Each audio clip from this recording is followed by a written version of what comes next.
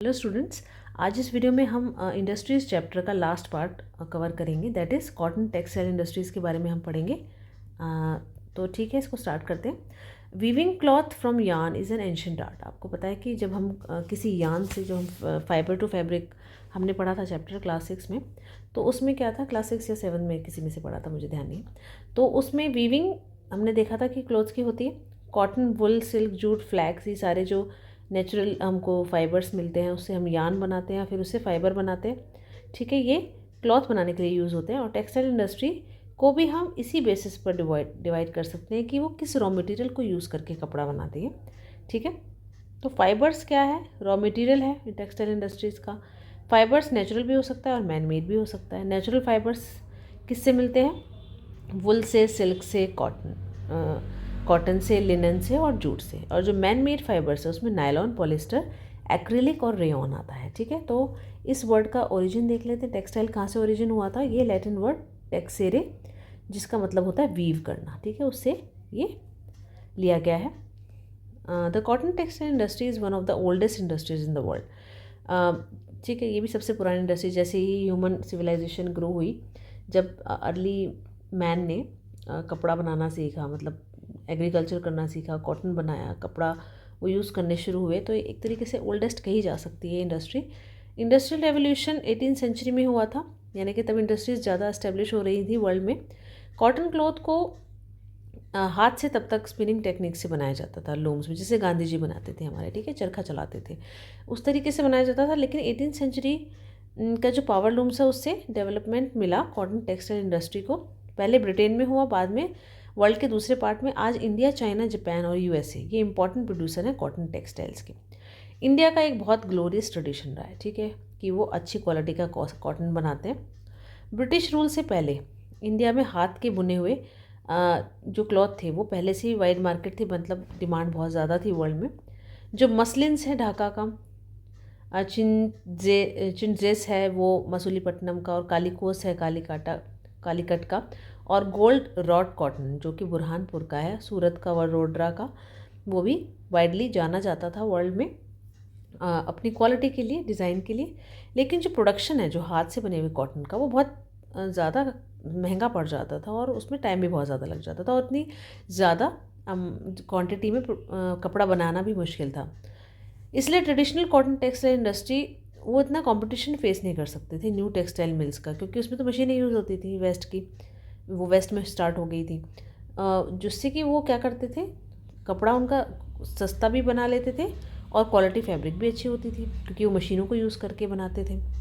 तो पहली successful mechanised textile mills जो एस्टेब्लिश हुई हमारे इंडिया में, वो थी मुंबई में 1854 में। ये क्या था, यहाँ का जो मौसम है वो है वार्म मॉइस्ट क्लाइमेट है यहाँ का। और जो पोर्ट है जो कि मशीनरी को इम्पोर्ट करता है, वो मुंबई के पास ही है, मुंबई में ही है। मतलब अवेलेबिलिटी रॉ मटेरियल की, स्किल लेबर की, ये सब वहाँ पर थी। इसकी वजह से वहाँ पर इंडस्ट्री एक्सपैंड हो पाई इस रीजन में। शुरुआत में इंडस्ट्री फ्लरिश की स्टेट्स ऑफ महाराष्ट्र, गुजरात, क्योंकि यहाँ पर फेवरेबल ह्यूमिड क्लाइमेट था, क्योंकि यहाँ पर कॉटन इसी क्लाइमेट में उगाई जाती है। तो लेकिन आज ह्यूमिडिटी को हम आर्टिफिशियली भी क्रिएट कर सकते हैं, और raw cotton is a pure and not weight losing raw material. ठीक है, अब जो रॉ कॉटन किसे कहते हैं, वो शुद्ध रूप होता है कॉटन का, और उसमें उसका वेट लूज नहीं होता है। इसलिए इस इंडस्ट्री ये कहाँ तक फैल गई, अदर पार्ट्स में भी, हमारे कंट्री के अदर पार्ट्स में भी फैल गई, मतलब एस्टेब्लिश होने लगी। Coimbatore, Kanpur, Chennai, Ahmedabad, Mumbai, Kolkata, Ludhiana, Pondicherry, Panipat and some of the other important centres. तो पहला आता है अहमदाबाद। अहमदाबाद बहुत फेमस है कपड़ों के लिए। ये गुजरात में लोकेटेड है, साबरमती रिवर के किनारे। पहली मिल जो एस्टेब्लिश हुई थी 1859 में। धीरे धीरे सेकेंड लार्जेस्ट टेक्सटाइल सिटी बन गई इंडिया की, मुंबई के बाद की। ठीक है, मुंबई फर्स्ट नंबर पर रही। अहमदाबाद, इसलिए इसको हम कहा जाता है Manchester of India. Favourable locational factors हैं जो रिस्पॉन्सिबल हैं डेवलपमेंट में। अहमदाबाद में कैसे हुआ टेक्सटाइल इंडस्ट्री का डेवलपमेंट? अहमदाबाद क्योंकि सिचुएटेड है कॉटन ग्रोइंग एरिया के, ये, और इसकी वजह से रॉ मटेरियल उनको इजीली मिल जाता है। क्लाइमेट भी आइडियल है स्पिनिंग और वीविंग के, और फ्लैट टेरेन, यानी कि वहाँ का जो टोपोग्राफी है, जो एरिया है वो फ्लैट है, और इजीली अवेलेबिलिटी ऑफ लैंड, वहाँ पर लैंड मिल जाती है, और जिससे कि वहाँ पर मिल्स एस्टेब्लिश की जा सकें। और जो लोग हैं वो भी ज़्यादा रहते हैं गुजरात में, डेंसली पॉपुलेटेड है महाराष्ट्र में। इससे स्किल्ड और सेमी स्किल्ड लेबर दोनों मिल जाती है। वेल डेवलप्ड रोड हैं, रेलवे नेटवर्क्स हैं, उसकी वजह से ट्रांसपोर्ट भी किया जा सकता है टेक्सटाइल को अलग अलग पार्ट्स में कंट्री के, और इसकी वजह से मार्केट में भी एक्सेस मिल जाता है। मुंबई पोर्ट जो है वो near by facilitates import of machinery and export of cotton textiles.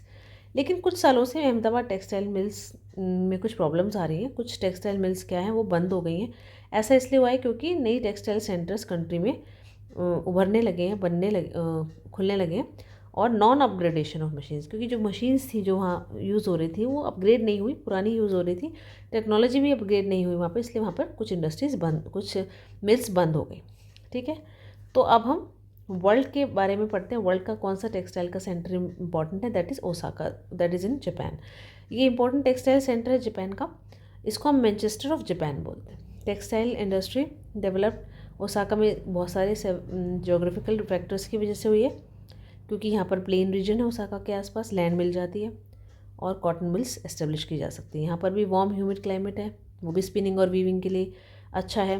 River योडो water provide करती है, लेबर भी मिल जाता है, और लोकेशन जो है पोर्ट मतलब कि पोर्ट की, उसकी वजह से इंपोर्ट किया जा सकता है रॉ कॉटन को और एक्सपोर्ट भी किया जा सकता है बने हुए कपड़े को।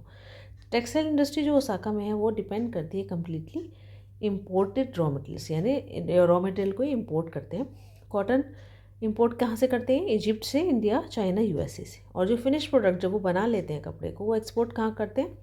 और उसकी मतलब उसकी गुड मार्केट है, अच्छी क्वालिटी का प्रोडक्ट बनाते हैं लो प्राइस पर। और ये बहुत इंपॉर्टेंट टेक्सटाइल सिटीज़ में से माना जाता है कंट्री के। आज तक कॉटन टेक्सटाइल इंडस्ट्रीज़ ओसाका की has been replaced by other industries. मतलब ओसाका में अब बहुत सारी इंडस्ट्रीज़ आ गई हैं, जैसे कि iron and steel machinery, ship building, automobiles, electrical equipment और सीमेंट। तो अब हमारे इंडस्ट्रीज़ का इसी के साथ ये चैप्टर ख़त्म होता है। आई होप कि आपको ये सब पार्ट्स को अगर आप एक साथ क्रोनोलॉजी में देखेंगे तो आप इस चैप्टर को ईजिली समझ पाएंगे। आपको ये वीडियो कैसा लगा, या कोई आपको क्वेश्चन है तो आप कमेंट बॉक्स में लिख के ज़रूर बताएं। इस वीडियो को लाइक करें, शेयर करें और मेरे चैनल को प्लीज़ सब्सक्राइब करें। Thank you so much for now.